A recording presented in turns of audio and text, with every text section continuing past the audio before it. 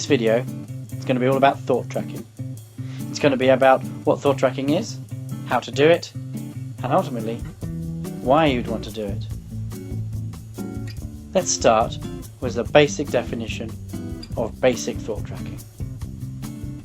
At its essence, it is this. When you are acting, everyone freezes, and whilst in role, each person says out loud what each character is thinking at that precise moment in the performance. It can also be done whilst you're doing a still image. But the key point is that nothing happens on stage, but each person comes out of the freeze and says out loud so that the audience can hear what it is that their character is thinking at that precise moment about what is going on inside that still image.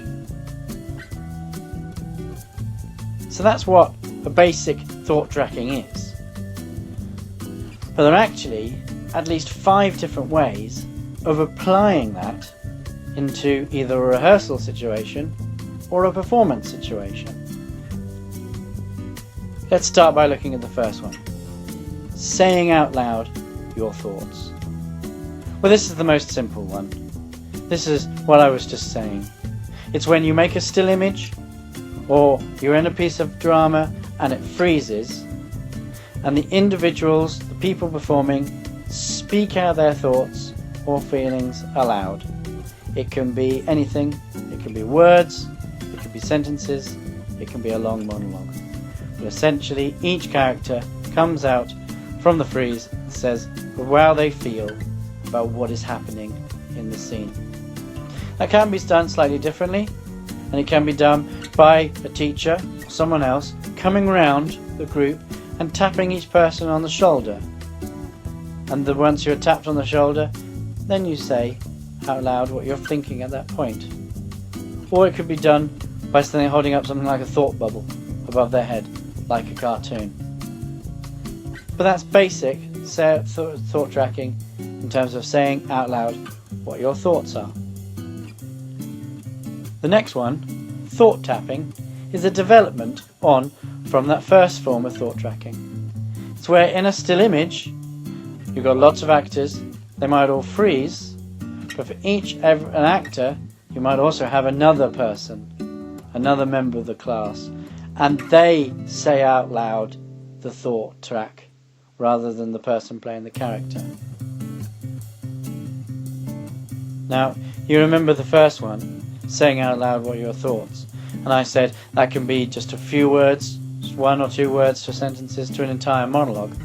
That leads us to the third type of thought tracking, which is stepping out.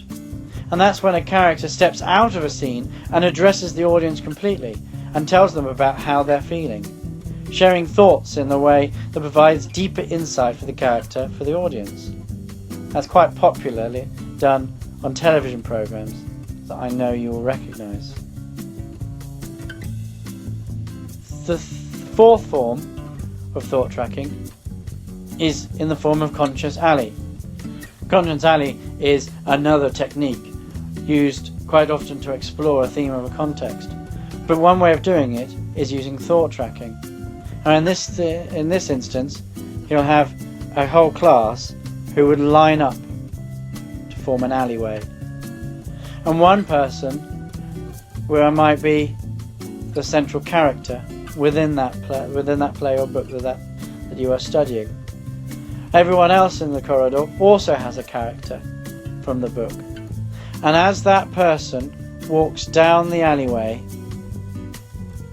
each person in the alleyway then says out loud how they feel and how they think about that central character or whatever character it is. And then you repeat the process for each of the characters in the book, so that you've got a really good understanding and concept of how each character feels about each other within the book.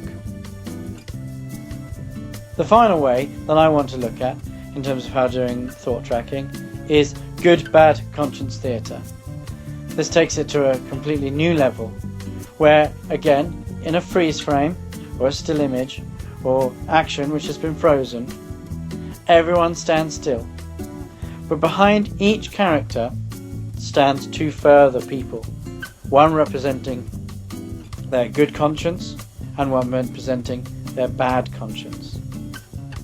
And just as you would have done with other things like tapping out or thought tracking, you've got two people now, and one of the person speaks the thoughts that are positive and one person speaks the thoughts which are negative. Now this is particularly useful when exploring and performing moments of decision making or conflict, where the central character that you've got to talk about has to make a decision between doing something positive or doing something negative, or doing something and considering the positives and the negatives of that action. So there you've got 5 different types of thought tracking, each developing in complexity, but also each being used for different reasons. The first reason you might use thought tracking is actually in rehearsal, so it is not for performance, but it is a way of exploring characters and scenes in greater depth. By stopping the action and sharing thoughts enables the actor, you, to fully understand how your character thinks and feels at that moment. Knowing that information is going to help you to perform your character better, because you will have a greater understanding of why that character is doing those actions.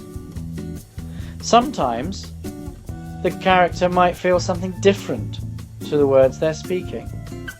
Now this is called subtext, and thought tracking is a very useful way of exploring subtext to realise how many layers you have within a scene, a play or a book. Of course, you may tell from those 5 different types of thought tracking that actually some of them are suitable for performance as well. And thought tracking in performance helps to inform the audience about a character's inner thoughts and feelings on a matter, and it can create close relationships between the audience and the character on stage. It also creates something called dramatic irony, which is when the audience knows something that the other characters on the stage or TV don't know. Dramatic irony can be particularly effective in drawing the audience into the action, because all the way through the rest of the play, the audience wants to know how the action will unfold and whether the character who has given you that information will get it right or get it wrong. So that is thought tracking, and the 5 different ways in which we can apply thought tracking in rehearsal and performance.